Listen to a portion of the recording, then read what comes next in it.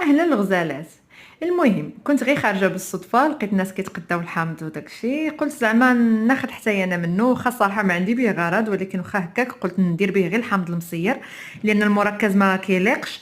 المهم جبت 2 كيلو من الحامض الرومي البلدي، ما لقيناش. انا كان كيسحب لي هذا في الاول راه بلدي.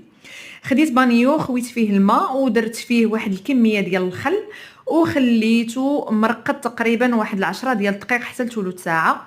من بعد غسلته مزيان مزيان ونشفته مزيان، وصافي خديت واحد الطنجره ديال الضغط ونزلت فيها الحامضات اللي كنكون كنصاوبهم بهذه الطريقه هذه.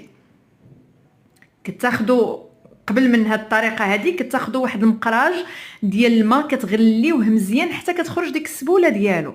كتاخدوا الحامض ديالكم بهاد الطريقه، كتزولوا له دوك الرويسات هكا، وكتاخدوا واحد العود ديال الشواء كيردون هكا، وكتقبوا ديك الحامضه مزيان مزيان.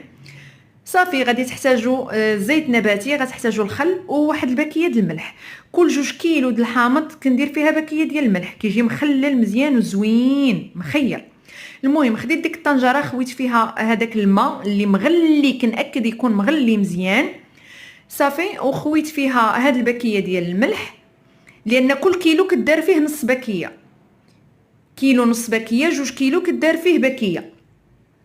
المهم خويت فيه ديك الباكيه، خويت فيه واحد 2 معالق كبار ديال الزيت النباتي، وعاود خويت فيه واحد 2 معالق كبار ديال الخل الابيض. لا ما عندكمش الخل الابيض يمكن لكم تكتفيو بالخل العادي. صافي خديت داك العود الشواء وحركت مزيان هذوك المكونات بحال هكا، وخليت هذاك كيدوب فيه.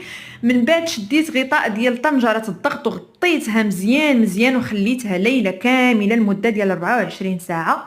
عاد فتحت عليها، كتلقاو داك الحامض كيولي طري معاكم، كيبان بحال الا طايب.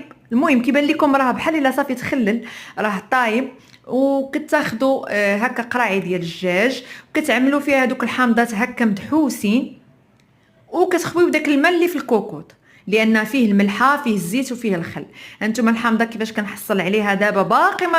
باقي ما رقدناهش واحد 3 ايام ولا 4 ايام، وشوفوا كيفاش كيجي تبارك الله معسل ومرخي وزوين بحال الا راه مصير. صافي شديت انا هكا قريعات ديال البلاستيك، شريتهم هادو ديال البلاستيك، ودحست فيهم دوك الحامضات مزيان، ما تخليوش الفراغ، ما تخليوش داك الهواء، وتكبوا عليه داك الماء، وديروا سلوفان من الفوق، وعاودوا ديروا الغطاء. صافي وخزنوها في شي مكان اللي مظلم لمده ديال 3 ايام حتى ل 4 ايام، كيوجد بصحه وراحه.